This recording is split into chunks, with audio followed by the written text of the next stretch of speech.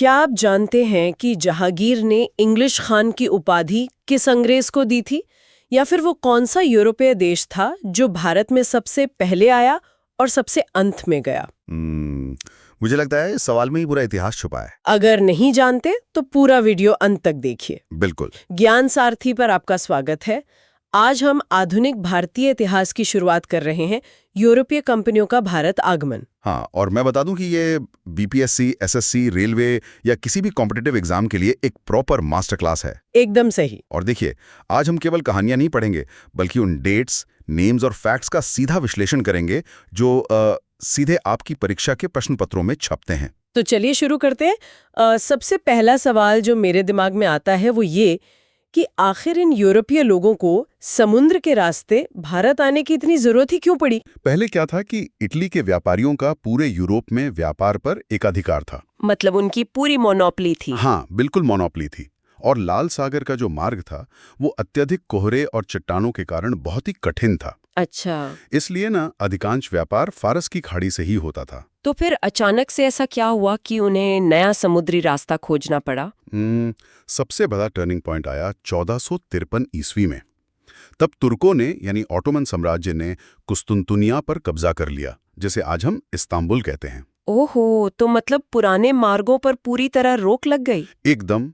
Ottoman साम्राज्य ने रास्तों पर रोक लगा दी और अरब व्यापारी भारत से सामान खरीदकर यूरोप में अत्यधिक महंगा बेचने लगे। ध्यान रखिए, यही एग्जाम में आता है कि कुस्तुनतुनिया पर कब्जा कब हुआ था। उत्तर है 1453 ईस्वी। बिल्कुल, ये डेट बहुत क्रूशियल है। ये भारत की खोज वाला जो पूरा किस्सा है, ये तो ऐसा है जैसे आप परीक्षा केंद्र के लिए जीपीएस लगाकर निकले, रास्ता भटक जाए और गलती से किसी और ही शहर पहुंच जाए। ठीक ऐसा ही कुछ कोलंबस के साथ हुआ था, है ना? हाँ, बिल्कुल। बहुत ही सटीक उदाहरण है ये। अगर हम इन प्रमुख नाविकों के फैक्ट्स क्रमानुसार देखें तो 1486 में एक पुर्तगाली नाविक था, बार्थोलोमियो दियाज। हाँ। उसने अफ्रीका के दक्षिण में केप ऑफ गुड होप की खोज की। फिर उसके बाद कोलंबस निकला होगा। सही कहा। 1492 में कोलंबस पश्चिम दिशा में निकला और भारत की जगह अमेरिका पहुंच गया। मतलब जाना कहीं और था और पहुंच कहीं और गए। हाँ, और फिर अंततः 1498 में वास्को डी गामा उसी केप ऑफ गुड होप से होते हुए भारत पहुंचा। लेकिन यहाँ एक सवाल है। अक्सर लोग कहते हैं कि वास्को डी गामा ने भारत की खोज की।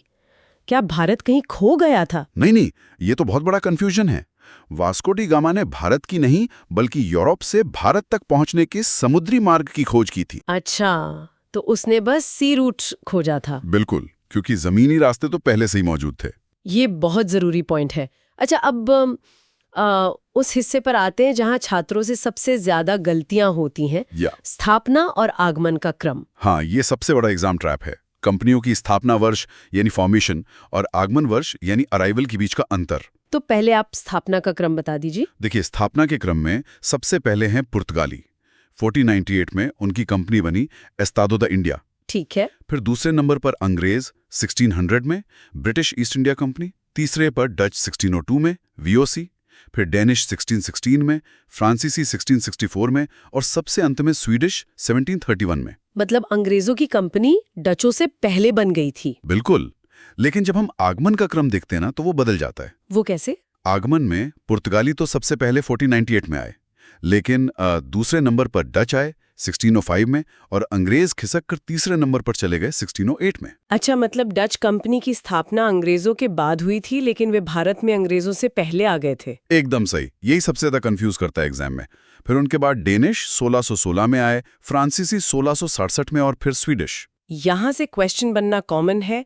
स्थापना और आगमन के इस डच अंग्रेज अंतर को बिल्कुल मत भूलिएगा। एकदम, इसे तो रट लेना चाहिए। अब वास्को डी गामा की बात करते हैं। जब वो भारत आया तो क्या हुआ? वास्को डी गामा 1498 ईस्वी में कालीकट बंदरगाह पहुंचा, जो आज केरल में है। हाँ, और जहाँ कालीकट के हिंदू राजा जैमुरिन ने उसका स्वागत किया था। बिल्कुल। लेकिन वहां जो पहले से बसे अरबी व्यापारी थे ना, उन्होंने इसका बहुत जबरदस्त विरोध किया। वो तो स्वाभाविक है, उनका व्यापार खतरे में आ गया था। हाँ, और सबसे चौंकाने वाला फैक्ट पता है क्या है? वास्को डी गामा को वापस यूरोप में मसाले बेचने पर 60 गुना मुनाफा हुआ था। 60x। 60 गुना? बाप रे। हाँ, इसी मुनाफे के लालच में 1500 ईस्वी में अल्वारेज कैब्राल भारत आया और फिर 1502 में वास्को डी गामा दोबारा लौट कर आया। तो पुर्तगालियों ने अपनी पहली फैक्ट्री कब लगाई? 1503 ईस्वी में कोचीन में उनकी पहली पुर्तगाली फैक्ट्री स्थापित हुई। क्या बात है। अगर वीडियो यूजफुल लग रहा है तो अभी ज्ञान सारथी को लाइक, शेयर और सब्सक्राइब जरूर करें। बिल्कुल करें। अच्छा, अब पुर्तगाली गवर्नरों पर बात करते हैं। वो कौन कौन से प्रमुख गवर्नर थे? देखिए, गवर्नरों के नाम और उनके काम बहुत स्पष्ट हैं। पहले थे फ्रांसिस्को डी अल्मीडा, जिनका कार्यकाल 1505 से 1509 तक था। ये तो भारत के पहले पुर्तगाली गवर्नर थे ना? हाँ, इन्होंने कोचीन का दुर्गीकरण कर उसे मुख्यालय बनाया। और सबसे बड़ी बात, इन्होंने गुजरात, मिस्र और तुर्की के संयुक्त जल बेड़े को हराया था। मतलब समुद्र पर कब्जा कर लिया। फिर दूसरे नंबर पर कौन आए? फिर आए अल्फांसो डी अल्बुकर्क, 1509 से 1515 तक। इन्हें पुर्तगाली सत्ता का वास्तविक संस्थापक माना जाता है। क्यों? इन्होंने ऐसा क्या किया था? इन्होंने 1510 ईस्वी में बीजापुर से गोवा को जीत लिया था, जो एक बहुत बड़ा कदम था। अच्छा, और तीसरे गवर्नर? तीसरे थे नीनो दा कुन्हा, 1529 से 1538 तक। ये अल्बुकर्क के वास्तविक उत्तराधिकारी थे। इन्होंने 1530 ईस्वी में मुख्यालय कोचिन से बदलकर गोवा कर दिया। और विस्तार भी किया था ना इन्होंने? हाँ, पूर्वी तट पर हुगली और संथोम पर अपना विस्तार किया। समझ गई। अब जरा उन चीजों की लिस्ट देख लेते हैं जो भारत को पुर्तगालियों की देन है। ये एग्जाम्स में बहुत पूछा जाता है। बिल्कुल, ये लिस्ट बहुत जरूरी है। तो इसमें सबसे पहले है प्रिंटिंग प्रेस या छापाखाना। हाँ। फिर तंबाकू की खेती, जो 1508 में शुरू हुई। और ईसाई संत भी इन्हीं की देन है, जैसे वास्को डी गामा और सेंट जेवियर। एकदम सही। और इसके अलावा कई प्रमुख फसलें और फल भी पुर्तगाली ही लाए थे, जैसे पपीता, अनानास, लीची, संतरा, आलू, शकरकंद, काजू, बादाम और मूंगफली। जी बिल्कुल, ये सब पुर्तगालियों की ही देन है। अच्छा, पुर्तगालियों के बाद भारत में डच आए। तो क्या डच भी सिर्फ मसालों के पीछे भागे? नहीं, डचों की रणनीति बहुत अलग थी। वो भारत से मसालों का निर्यात नहीं करते थे। तो फिर वो भारत से क्या ले जाते थे? उनका मुख्य व्यापार सूती वस्त्र, नील, शोरा यानी साल्टपीटर, कच्चा रेशम और चावल था। अच्छा, तो ये लोग मूल रूप से हॉलैंड या नीदरलैंड के निवासी थे। हाँ। इनका पहला अभियान सुमात्रा पहुंचा था। फिर इन्होंने अपनी प्रथम फैक्ट्री 1605 ईस्वी में मसूलीपट्टनम में पूर्वी तट पर लगाई। और मुख्यालय कहाँ बनाया? 1610 में इन्होंने पुरीकट को अपना मुख्यालय बनाया। और सबसे जरूरी बात, वहां इन्होंने सोने के सिक्के ढाले, जिन्हें पेगोडा कहा जाता था। इसके बाद बंगाल में भी तो गए होंगे? हाँ, 1653 ईस्वी में बंगाल का केंद्र चिंसूरा बना। इसको भूलिएगा नहीं, सोने के सिक्के, पेगोडा डचों ने पुलिकट में ढाले थे। ये पॉइंट बहुत बार एग्जाम्स में आ चुका है। अब बात करते हैं अंग्रेजों की एंट्री की। एक प्राइवेट कंपनी से साम्राज्य तक का सफर कैसे शुरू हुआ? 1600 ईस्वी में शुरुआत हुई। लंदन में महारानी एलिजाबेथ प्रथम द्वारा एक चार्टर दिया गया था। हाँ, वो the governor and company of merchants of London वाली कंपनी। बिल्कुल वही। फिर 1608 ईस्वी में कैप्टन हॉकिंस हेक्टर नामक जहाज से भारत के सूरत पहुंचा। और वो सीधे जहांगीर के दरबार में गया था। हाँ, व्यापार की अनुमति लेने के लिए। मुझे याद है, ये परीक्षा का सबसे जरूरी PYQ है। जहांगीर ने कैप्टन हॉकिंस को 400 का मनसब और इंग्लिश खान की उपाधि दी थी। एकदम सही कहा आपने। लेकिन यहाँ पहली फैक्ट्री को लेकर बहुत बड़ा कंफ्यूजन रहता है। हाँ, वो सूरत और मसूलीपट्टनम वाला चक्कर, इसे क्लियर कर दीजिए। देखिए, सूरत में 1608 ईस्वी में काम तो शुरू हुआ, लेकिन जहांगीर ने अनुमति नहीं दी। इसलिए ये प्रथम अस्थायी यानी टेम्पररी फैक्ट्री थी। तो ये स्थायी कब बनी? 1613 ईस्वी में। जब मुगलों से अनुमति मिल गई, तब ये स्थायी बनी। और मसूलीपट्टनम वाली फैक्ट्री क्या? मसूलीपट्टनम में 1611 ईस्वी में फैक्ट्री सफलतापूर्वक स्थापित हुई थी। इसलिए पूर्वी तट पर यह उनकी प्रथम स्थायी या परमानेंट फैक्ट्री कहलाई। समझ गए। अब अंग्रेजों के विस्तार के कुछ महत्वपूर्ण वर्ष क्रमानुसार बताइए। 1632 से शुरू करते हैं। 1632 में उन्हें गोलकुंडा के सुल्तान से सुनहरा फरमान मिला। इसमें 500 पाउंड प्रति वर्ष देकर उन्हें व्यापार की छूट मिल गई। क्या बात है। और 1639 में? 1639 में उन्होंने मद्रास को पट्टे पर लिया और वहां सेंट जॉर्ज किले का निर्माण किया। अरे हाँ, और बंबई तो उन्हें दहेज में मिला था ना? बिल्कुल।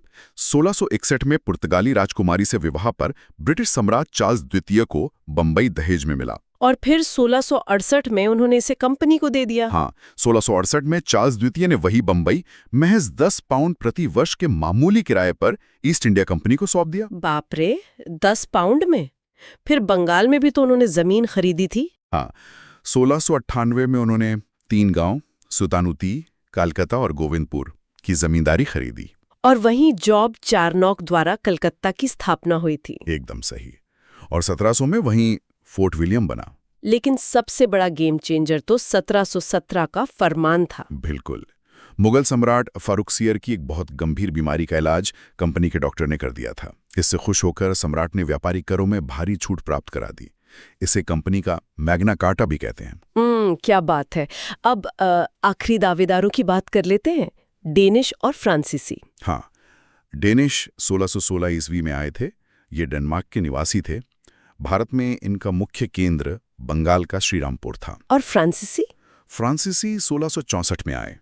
फ्रांस के सम्राट लुई 14वें के मंत्री थे कोलबर्ट, उनके द्वारा इस कंपनी की स्थापना हुई थी। इन्होंने अपनी पहली फैक्ट्री कहाँ लगाई? 1667 में फ्रैंकोइस कैरोन के नेतृत्व में सूरत में इनकी पहली फैक्ट्री लगी। और बंगाल में? 1673 में इन्होंने बंगाल के सूबेदार शाइस्ता खां से जमीन प्राप्त कर चंद्रनगर बस्ती बसाई। फिर तो 1701 में इन्होंने पांडिचेरी को अपना मुख्यालय बना लिया होगा। हाँ, और पांडिचेरी के पहले गवर्नर थे फ्रैंकोइस मॉर्टन। अब अगर हम सभी प्रथम फैक्ट्रियों के मानचित्र या मैप का एक संक्षिप्त विवरण देखें तो कोचिन में पुर्तगालियों ने 1503 में फैक्ट्री लगाई। बिल्कुल। मसूलीपट्टनम में डचों ने 1605 में और अंग्रेजों की पहली स्थायी फैक्ट्री 1611 में लगी। हाँ, सूरत में अंग्रेजों की अस्थायी फैक्ट्री 1608 में और फ्रांसीसियों की 1667 में लगी। और श्रीरामपुर डेनिश लोगों का केंद्र था। एकदम सटीक समरी है ये। अब देखिए, कहानी का अंत कुछ ऐसा हुआ कि पुर्तगाली एक छोटे हिस्से में सिमट गए, डच इंडोनेशिया के व्यापार में लग गए। मतलब मैदान साफ हो गया। हाँ, अब भारत पर वर्चस्व की असली लड़ाई केवल 2 महाशक्तियों के बीच बची थी, अंग्रेज और फ्रांसीसी। और यहीं से अगले अध्याय यानी कर्नाटक युद्ध की नींव पड़ती है। बिल्कुल सही। तो चलिए अब क्विक रिवीजन कर लेते हैं। हाँ, तो कंपनियों का आगमन क्रम था पुर्तगाली, डच, अंग्रेज, डेनिश और फिर फ्रांसीसी। पहली फैक्ट्रियां भी याद रखनी है। हाँ, पुर्तगालियों की कोचीन में, डचों की मसूलीपट्टनम में, अंग्रेजों की अस्थायी सूरत में और स्थायी मसूलीपट्टनम में और फ्रांसीसियों की सूरत में।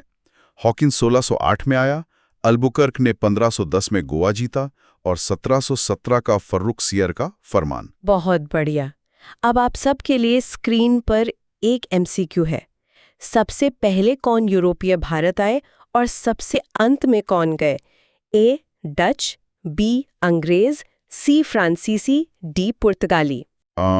इसका जवाब तो काफी इसका जवाब कमेंट बॉक्स में जरूर लिखिए। बिल्कुल। देखते हैं सबसे पहले सही जवाब कौन देता है। हाँ। ऐसे ही तेज रिवीजन के लिए ज्ञान सारथी को लाइक, शेयर और सब्सक्राइब करना बिल्कुल मत भूलिए। अपने दोस्तों के साथ भी शेयर करें।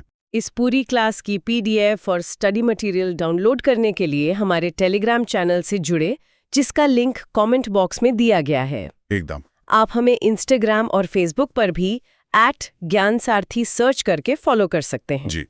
मिलते हैं अगले वीडियो में एक और शानदार टॉपिक के साथ।